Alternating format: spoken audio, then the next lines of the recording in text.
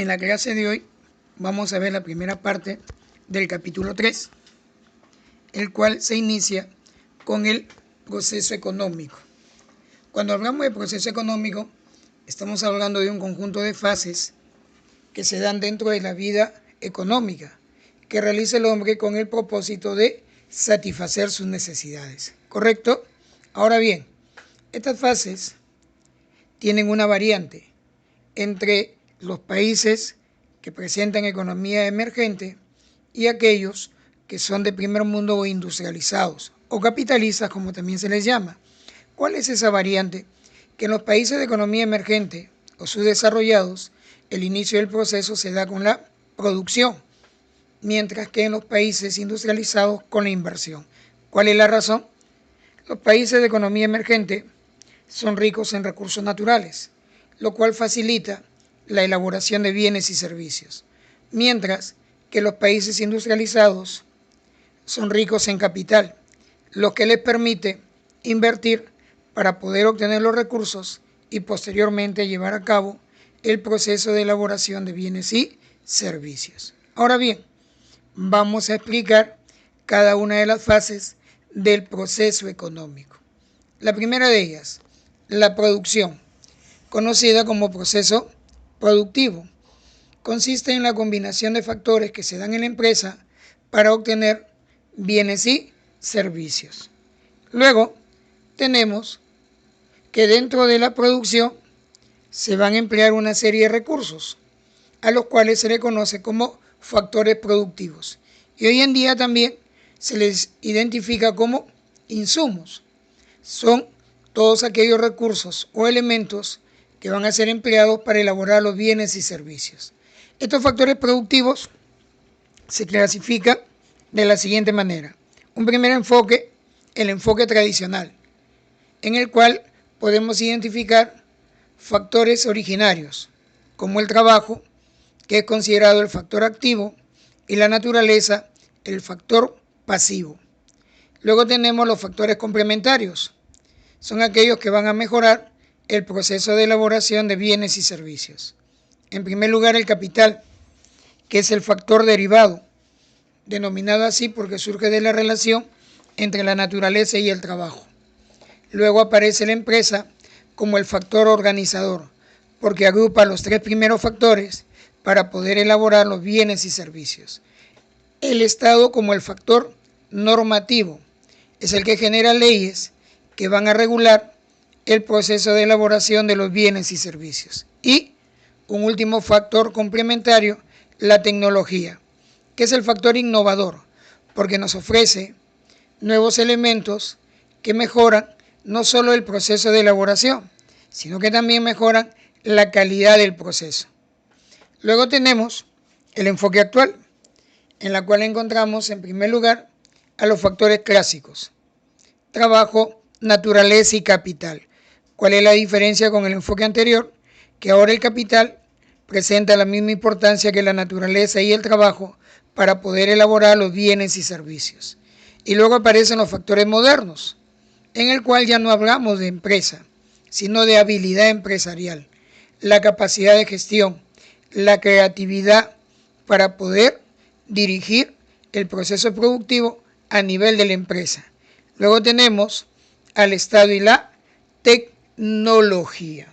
Eso es lo que corresponde a la primera fase del proceso económico. Una segunda fase, circulación, que consiste en el traslado de los bienes y servicios que han sido elaborados en las empresas o unidades de producción hacia los mercados, donde van a estar las unidades de consumo, permitiendo así su intercambio o comercialización. Una tercera fase es la distribución, que consiste en la retribución, en la compensación económica, en el pago a cada uno de los factores que han sido empleados en la elaboración de bienes y servicios.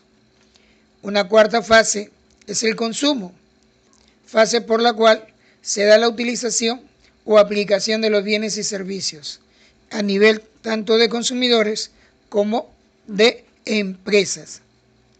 Y la última fase por la secuencialidad que tiene, la inversión, fase que permite la adquisición de bienes de capital, los cuales van a permitir elaborar bienes y servicios o aumentar la producción o generar una nueva producción. ¿Qué significa esto? Que la inversión me retorna a la producción. Si te has dado cuenta, el criterio que hemos empleado para poder explicar cada una de las fases es el de los países de economía emergente, ya que el punto de partida ha sido la producción. ¿Correcto? Muy bien. Ahora, un segundo punto en este capítulo es hablar de los sectores productivos. Colin Clark es el personaje que hace referencia a la existencia de los sectores productivos. Se entiende como el conjunto de actividades económicas que generan el proceso económico de un país. Los sectores productivos son tres, como puedes visualizarlo: primario, secundario y terciario. Ahora bien, hablemos de cada uno de ellos. El sector primario, conocido como el sector extractivo. ¿Cuáles son las principales características que presenta? En este sector se da la extracción y explotación de las materias primas, de los recursos naturales. Predomina el trabajo manual. ¿Qué significa esto? El trabajo no calificado. En otras palabras, se requiere más de la fuerza física que de la capacidad mental de la persona. ¿Esto debido a qué? A que existe escasa acumulación del capital. Pocas máquinas, pocos equipos, pocas herramientas para la transformación. ¿Correcto? El sector primario caracteriza la economía de los países subdesarrollados, principalmente los de América Latina, algunos países de Asia y prácticamente todos los del continente africano. Ahora, ¿qué actividades destacan en el sector primario? Tenemos actividades extractivas, como la minería, la pesca, la caza, la tala y la recolección. Actividades productivas, como la agricultura y la ganadería. Esto es lo que corresponde al sector primario. Aparece luego el sector secundario o industrial. ¿Qué es lo que sucede acá? Se da la transformación de la materia prima en insumos y estos a su vez en bienes finales. En este sector predomina el trabajo especializado, en otras palabras, la mano de obra calificada. ¿Qué significa? Se requiere un trabajador con alto nivel de conocimientos. ¿Debido a qué? A que existe gran acumulación del capital.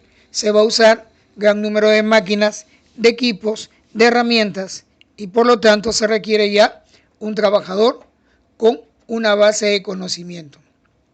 El sector secundario caracteriza la economía de los países desarrollados y en este sector destacan actividades como la industria textil, los alimentos industriales, los productos lácteos, la construcción, entre otros. Cabe mencionar que en los países de economía emergente también existe el sector secundario. ¿Cuál es la diferencia? Lógicamente el nivel que alcanza este sector.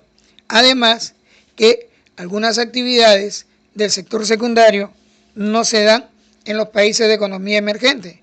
Si tomamos como referencia el Perú, acá no se da la fabricación de autos o de teléfonos móviles, por ejemplo. Ahora, este sector permite a la población una mejor calidad de vida por lo que ofrece, por lo que brinda. Y llegamos al sector terciario o sector de servicios. Encontramos la prestación de servicios a los sectores anteriores, es decir, al sector primario y al sector secundario. El sector terciario caracteriza la economía tanto de los países subdesarrollados como los países desarrollados. Pero ¿cuál es la diferencia? Lógicamente la calidad y el precio. En este sector se hace uso tanto del trabajo calificado como no calificado. El servicio que nos brinda un médico, trabajo calificado, y el que nos brinda un lustrabotas, trabajo no calificado. Además, existe el uso intensivo o constante del capital. ¿Qué actividades destacan en este sector? Tenemos el de los seguros, finanzas, turismo, transporte, sin dejar de mencionar el sector educativo. Genera la mayor cantidad de empleo a la población, al mismo tiempo que contribuye con el mayor porcentaje del Producto Bruto Interno del país. Eso es lo que corresponde a los sectores productivos en el enfoque de Colin Clark. Ahora hablaremos de la naturaleza, lo que se considera el primer factor productivo, específicamente los elementos de la naturaleza y su relación con la producción. Cuando hablamos de naturaleza, estamos hablando de un conjunto de elementos naturales que rodean al ser humano, que preexisten sin su intervención. Se manifiesta en la forma de litosfera, atmósfera e hidrosfera. Ahora bien, ¿cuáles son los elementos de la naturaleza y su relación con la producción? El primero de ellos, el medio geográfico, al que se le identifica como medio ambiente o mundo ambiente. Está representando el conjunto de factores geográficos en los cuales vivimos y nos desarrollamos. Los componentes del medio geográfico son dos. El primero de ellos, territorio, es esta delimitación del medio geográfico, constituido por el suelo, el subsuelo, la situación geográfica a nivel marítimo o continental, el relieve orográfico e hidrográfico y el espacio aéreo. ¿Cuál es la importancia del territorio? Que encierra toda la riqueza natural que el hombre utiliza.